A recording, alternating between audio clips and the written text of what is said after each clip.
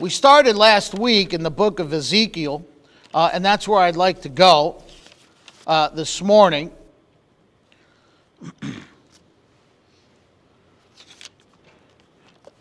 We're in the book of Ezekiel.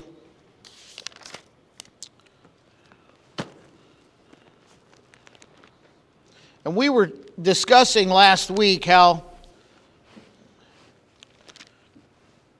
I personally think that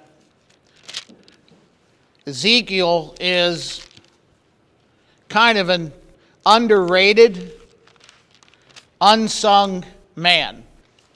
But when you actually read the book of Ezekiel, and a lot of what you read in Ezekiel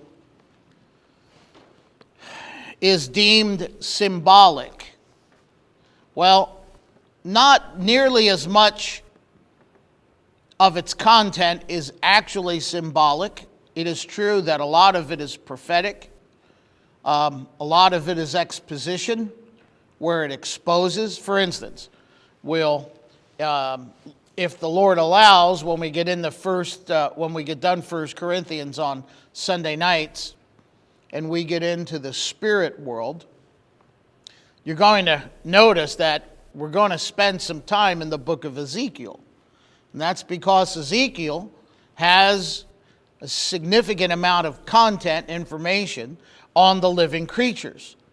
And we learn a lot about that just from Ezekiel. So when we get into that, Lord willing, we'll spend more time in Ezekiel. But I want to just highlight a few of the things that God does in the life of Ezekiel, and just how much of a faithful, devoted, charactered man Ezekiel was, in order to allow God to lead him the way he led him and do with him that which he did. The title that I have is "A Man Who Truly Cares for People Must Never Care About What People Think." Let me read that again. A man who truly cares about people must never care about what people think. And I think that's encapsulated in the book, in the life, in the acts of this fellow Ezekiel. And in Ezekiel chapter 3, it says in verse 27, "But when I speak with thee, I will open thy mouth, and thou shalt say unto them, Thus saith the Lord God, He that heareth, let him hear.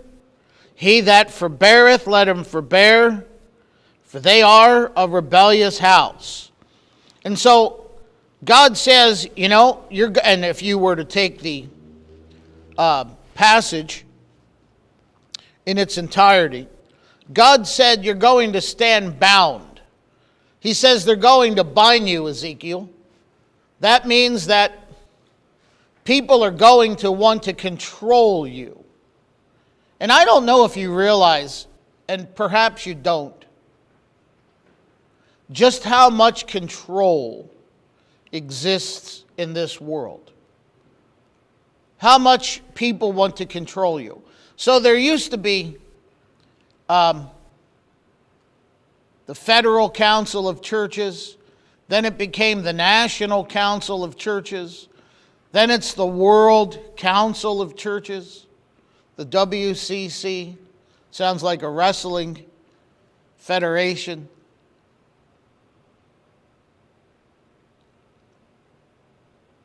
The World Council of Churches takes all of its leadership from certain individuals in the United Nations. And then the question should ask, well, who leads and commands and directs the UN? Well, there are people that control the UN. And they've mastered the ability to extract money from hardworking, middle-class, tax-paying people. I'll give you an example. You go to Wawa. Some of you may never go to Wawa. Some of us go every now and then.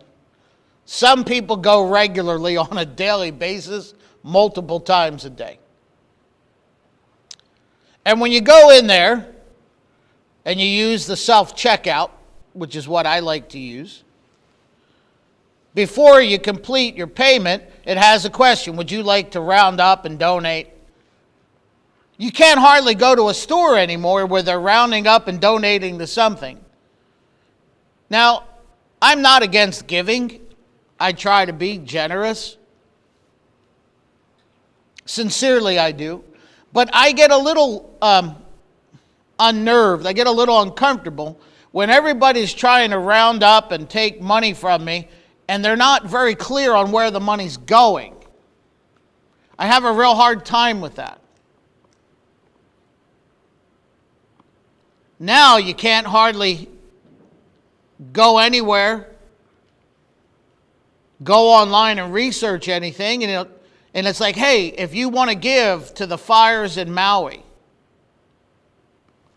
you do some background research on the fires in Maui and what really happened over there.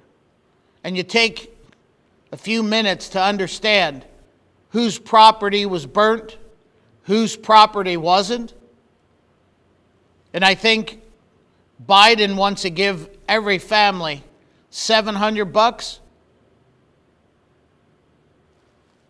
Ain't that big of them?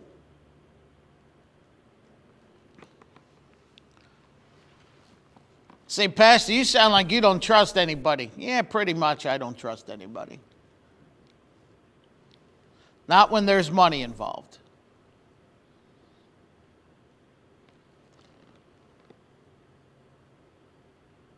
When it comes to churches, there's always a lot of control. That's what denominations do.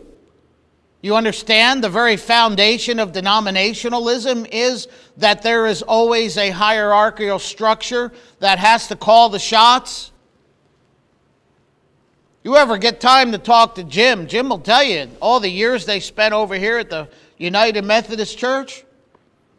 The hierarchy within the state, and I don't know how the breakdown is, they were trying to control that church for years. Am I lying, Jim? Trying to control it for years, but they had enough people of character in that church that held it off about as long as they could, and then finally they just put a young guy in there who went in with specific orders and directions, and that was break it up. And he did. Say why? Because people like control. The people that'll cause you the most heartache in your life are control freaks. People that want to control you. Now listen, I'm very well aware that when you're in the military, the whole life of the military is about control, and I get that, okay? And I'm not at all saying you should not. I'm a firm believer that once you make yourself part of a body, whatever that body is, you should respect the hierarchy and the structure, the authority. If not, don't get in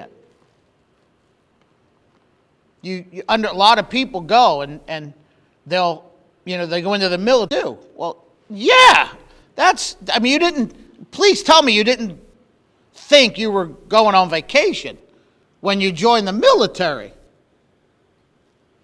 I know people that go work for a company. They're like, man, they want me to come in on time. They want me to, that's the whole part. You took a job. You have to honor the regulations. And we were talking about, listen, when you're a Christian and you go into a job and you're going to tell people about Christ, guess what? You got to do more than everybody else. Because everybody's looking at you and they're looking to